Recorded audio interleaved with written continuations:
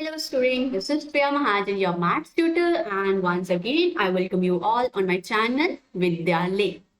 तो लास्ट वाले सेशन में जैसे कि आपको पता है कि हमने डिस्कस करा था कि पॉलिनोमियल्स क्या होते हैं, कैसे कैसे हम बोलते हैं कि पॉलिनोमियल्स क्या होते हैं, कितने टाइप्स के होते हैं और कैसे हम उसके टाइप्स को क्लासीफाई कर सकते हैं।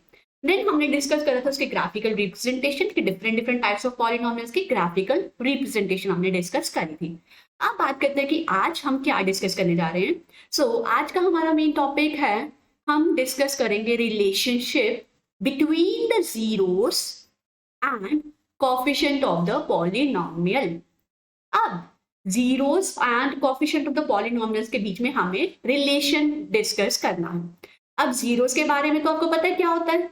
सबसे पहले हम देखते हैं कि कोफिशिएंट का मतलब क्या होता है। देखो यहाँ पे अगर मैं जनरल कोई भी पॉलिनोमियल ले रही हूँ, फॉर एग्जाम्पल 2x² + 3x + 1, ये कोई भी मैंने पॉलिनोमियल लिया। अब कोफिशिएंट क्या होता है, तो कोफिशिएंट क्या होता है, अगर मैं आपको बोलती हूँ कि लिखो, बताओ मुझे कोफिशिएंट ऑफ x², तो x² का कोफिशिएंट का मतलब क्या होगा, x² के आगे जो भी न्यूमेरिकल वैल्यू हो that is a coefficient of x²। तो ये क्या होगा 2। और अगर मान लो यहाँ पे इसी तरह से मुझे x का कोफिशिएंट निकालना है, x का कोफिशिएंट क्या हो जाएगा, x के आगे न्यूमेरिकल वैल्यू क्या है 3, राइट। ये क्या होगा कोफिशिएंट ऑफ x। अब अगर एक पॉलिनोमियल मैं इस तरह से ले रही हूँ 5x² - 2x + 3, और यहाँ पे आपको कोफिशिएंट निकालना है किसका, x का, तो क्या होगा, it will B 2, but along with the numerical sign we will take numerical term, we will take the sign as well, so it will be -2। so coefficient क्या होगा -2। तो ध्यान रखना है जब भी आपने coefficient निकालना है किसी भी टर्म का, तो उसका साइन भी साथ में इंक्लूड करेंगे।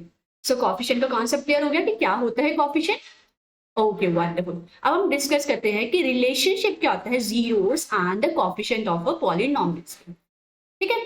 अब सबसे पहले देखो, हमें पता था कि पॉलिनोमियल्स के अलग अलग टाइप पे है based on the degree of the polynomial. तो कौन कौन सी टाइप थी, लीनियर, क्वाड्रेटिक, क्यूबिक। सबसे पहले देखते हैं zero of a linear polynomial. तो zero of a linear polynomial क्या होते, कैसे फाइंड करेंगे, it will be equals to -1 raised to power 1 constant term upon coefficient of x। ये चीज आपने ध्यान रखनी है। फॉर एग्जाम्पल जनरल में लेके चलती हूँ, हमें पता है लीनियर पॉलिनोमियल की जनरल फॉर्म क्या होती है, ax + b। ये लीनियर पॉलिनोमियल है, तो मुझे इस लीनियर पॉलिनोमियल की जीरो फाइंड करनी है। तो अब अगर देखो लीनियर के केस में तो आपको इजी रहेगा कि आप इसको क्या करोगे, जीरो के इक्वल करोगे। तो ये क्या होगा, ax = -b और x = -b/a, that will be the zero. अब ये -b यहाँ पे क्या था, कांस्टेंट टर्म। इसका मतलब क्या होगा कि ये क्या आएगा, minus of constant term dividing a, that is the coefficient of x, dividing coefficient of x। तो यही हमारा फॉर्मूला था, right. Zero of the polynomial is equals to -b/a। Clear हो गया। और कैसे करेंगे हम, माइनस कांस्टेंट टर्म, जो भी कांस्टेंट टर्म है उसको कोफिशिएंट ऑफ x से डिवाइड करेंगे, that will be the zero of the linear polynomial. ये था लीनियर पॉलिनोमियल के केस में कैसे हम जीरो फाइंड करेंगे। अब बात करते हैं क्वाड्रेटिक पॉलिनोमियल। सेकंड टाइप है क्वाड्रेटिक पॉलिनोमियल्स। क्वाड्रेटिक पॉलिनोमियल्स के बारे में डिस्कस करते हैं। तो वो क्या होती है क्वाड्रेटिक पॉलिनोमियल, इसकी भी हमें जीरोस का पता है कि क्वाड्रेटिक का तो 2 जीरोस होंगी। अब उन 2 जीरोस में क्या रिलेशन है कोफिशिएंट के साथ, वो चीज हम डिस्कस करते हैं। देखो, सबसे पहले अगर मैं कंसीडर कर रही हूँ, ये हमें पता है कि जनरल फॉर्म क्या होती है क्वाड्रेटिक पॉलिनोमियल की, ax² + bx + c। ठीक है। अब अगर मैं ले रही हूँ कि इसके 2 जीरोस, हमें पता है 2 जीरोस होंगे, और वो 2 जीरोस मैं ले रही हूँ, अल्फा है और एक बीटा है। इस साइन को हम बोलते हैं alpha, and this symbol B को लाइन में थोड़ा सा लंबा करा, इसे हम क्या बोलते हैं, बीटा, अल्फा बीटा। ओके। तो अब यहाँ पे देखो, सम ऑफ जीरोस क्या है, अल्फा बीटा। तो उनका रिलेशन निकालना है, sum of zeros that is alpha + beta. ये कैसे फाइंड करते हैं, it will be equal to -1 raised to power 1, और जिसको हम माइनस बोलेंगे, minus coefficient of x dividing coefficient of x²। Coefficient of x क्या है, माइनस कॉफिशिएंट ऑफ एक्स क्या है, पहले तो माइनस साइन आ जाएगा, coefficient of x is b dividing coefficient of x square which is a. So sum of zero will be equals to minus B upon a. समझ आ गया, सम of zeros क्या आएगा, माइनस बी अपॉन ए. इसी तरह से हम निकालेंगे प्रोडक्ट ऑफ जीरोस. तो प्रोडक्ट ऑफ जीरोस क्या आएगा, -1 की पावर 2, पावर इवन है तो क्या होगा, +1 ही बन जाएगा. तो +1 constant term upon coefficient of x square. तो कांस्टेंट टर्म यहाँ पे क्या है, c. So that means it will be equal to c upon coefficient of x square, that is a. ठीक है. So it will be constant term upon coefficient of x square which I will say as c upon a. So अगर मैंने आपको बताया था ये क्या है, product of zeros that is alpha into beta. So sum of zero will be equals to minus b upon a. ये आपने ध्यान में रखना है. Sum of zeros क्या आएगा, minus b upon a. Product of zeros क्या आएगा, c upon a. ठीक है. अब जैसे मैंने एक जनरल पॉलिनोमियल लिया 2x square minus 3x plus 1 और मैं आपको बोलती हूँ कि मुझे इसमें बताओ सम ऑफ जीरोस क्या होंगी. तो सम ऑफ जीरोस निकालनी है तो क्या आएंगे, माइनस बी अपॉन ए. तो यहाँ पे b क्या है, coefficient of x. So minus x का कोएफिशिएंट क्या है, -3 डिवाइडिंग a. तो sum of zero will be minus minus will become plus, it will be 3/2. इसी तरह से प्रोडक्ट निकालना तो प्रोडक्ट क्या आएगा, c upon a. c is the constant term that is 1 and a is coefficient of x square which is 2. तो product of zero will B 1/2. Clear हो गया ये चीज. सम ऑफ जीरोस वो क्या हो गई, minus coefficient of x upon coefficient of x square. Product of zero constant term upon coefficient of x square. ये था क्वाड्रेटिक के केस में. ओके ये आपने ध्यान रखना, सारे के केस में अलग अलग है. अब डिस्कस करते हैं क्यूबिक के केस में क्या होगा. सो अब हम देखो यहाँ पे है, इफ अब यहाँ पे क्यूबिक है तो दैट मीन्स ये जनरल पॉलिनोमियल है क्यूबिक. हाईएस्ट डिग्री क्या है, 3. हाईएस्ट डिग्री 3 है तो दैट मीन्स 3 जीरोस होंगी. तो 3 जीरोस मैंने लेट कर ली, अल्फा बीटा एंड गामा. तो ये सिंबल होता है गामा का. मैंने लेट कर लिया कि 3 जीरोस कौन कौन सी है, अल्फा बीटा एंड गामा. अब इस केस में सम ऑफ जीरोस क्या होगा, फिर से minus B upon a, that is minus coefficient of x square upon coefficient of x cube. तो आपने ध्यान रखना यहाँ पे sum of zeros will be equals to minus B upon a. ये चीज आपको माइंड में रहनी चाहिए. अब sum of zeros taking 2 at a time, और आप बोल दो sum product of sum of zeros taken 2 at a time, that is alpha beta plus beta gamma plus gamma alpha will be equals to -1 का square c upon a. c that is coefficient of x upon a, right? जिसको मैं कह सकती हूँ -1 का square which is 1. So product of zeros taken 2 at a time. So alpha beta plus beta gamma plus gamma alpha is equals to c upon a. Now product of all the zeros alpha beta gamma is equals to constant upon coefficient of x square. So product के case में तो आपको देखा जैसे ax square plus bx plus c था तो उसमें product क्या निकाला, constant upon coefficient of highest power, that is coefficient of x square which is a. अब यहाँ पे भी क्या रहेगा, प्रोडक्ट ऑफ जीरोस निकालना तो constant d upon coefficient of highest power that is x cube. So d upon a आ गया. सम of zeros क्या था, उस केस में भी क्या था, minus coefficient of x upon coefficient of x square. तो x square upon coefficient of क्या था x, तो यहाँ पे भी यही चीज है, minus coefficient of x square that is second term dividing coefficient of the highest beta.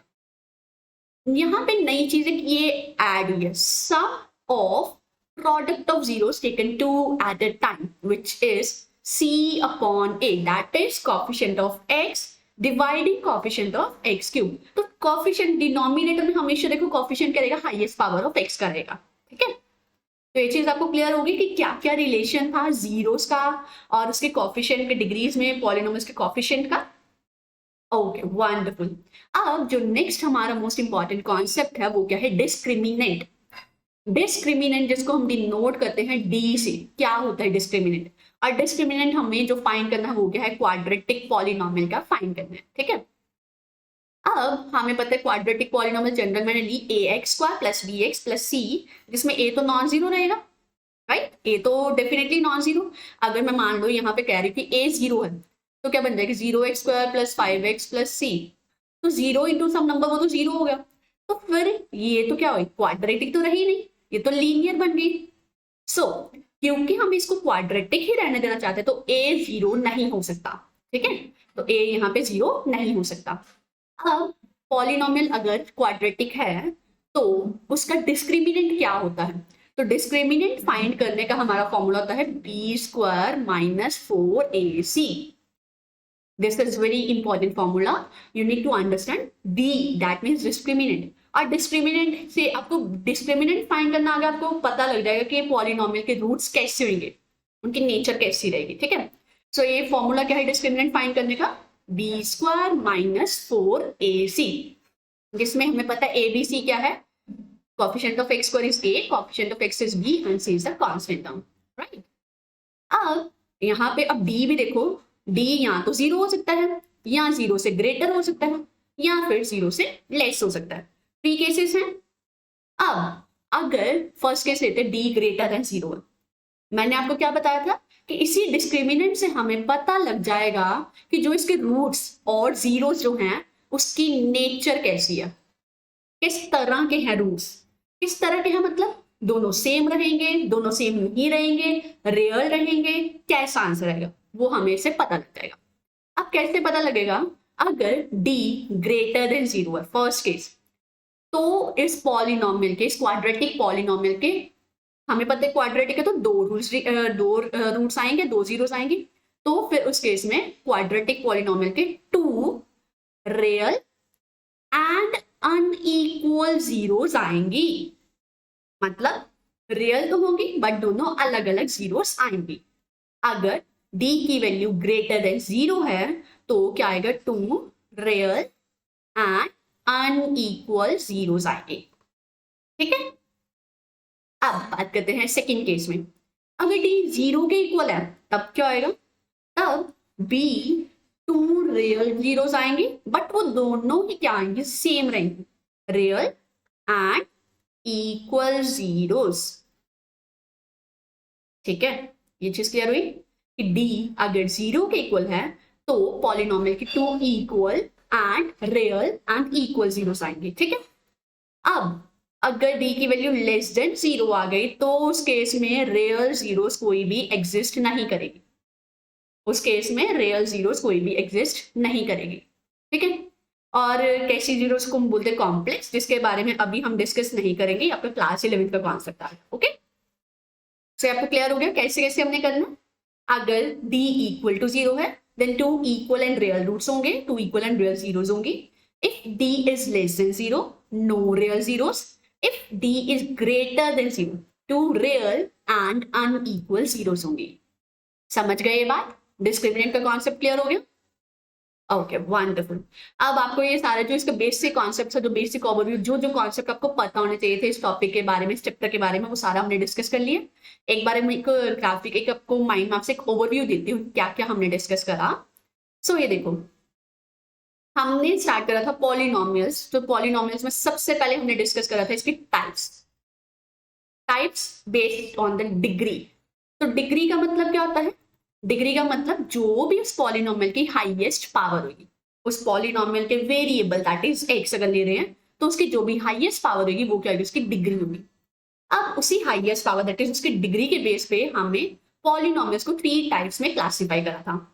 First क्या था हमारा, लीनियर पॉलिनोमियल जिसकी डिग्री क्या हो गई 1। सेकेंड क्या था, क्वाड्रेटिक पॉलिनोमियल जिसकी डिग्री क्या हो जाएगी 2। थर्ड क्या है, क्यूबिक पॉलिनोमियल जिसकी डिग्री क्या हो गई 3। लीनियर पॉलिनोमियल की जनरल फॉर्म हमारे पास क्या रहेगी, ax plus b where a is not equal to 0, ठीक है। क्वाड्रेटिक पॉलिनोमियल की जनरल फॉर्म क्या होती है, ax square plus bx plus c where again a is not equal to 0।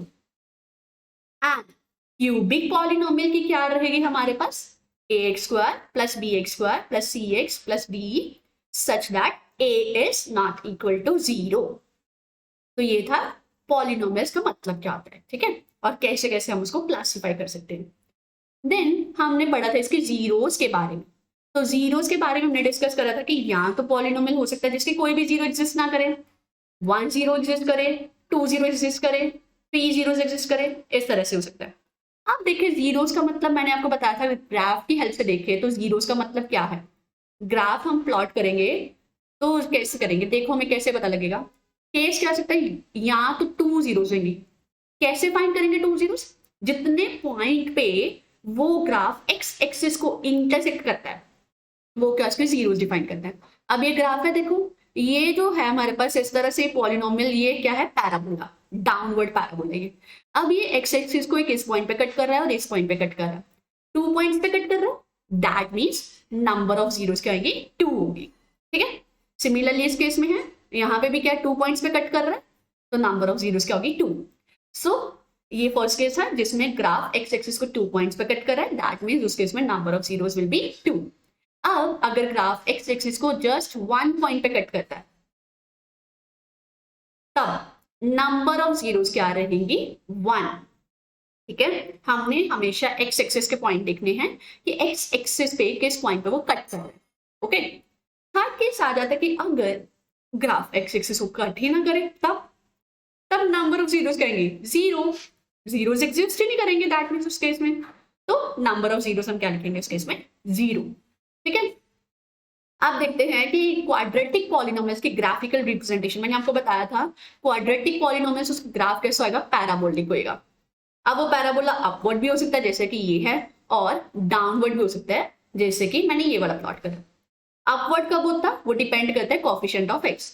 अगर कोफिशिएंट ऑफ एक्स जैसे ए 0 से ग्रेटर है तो अपवर्ड होगा, if a is less than 0 then it will be downward parabola। Okay, अब ये हमें ये क्या आ गया, पैराबोला हमने ड्रॉ करा, देन ड्रॉ करके तो हमें देखा कि ये जो पैराबोला है इस ग्राफ को इस एक्स एक्सिस को 2 पॉइंट पे कट कर रहा है।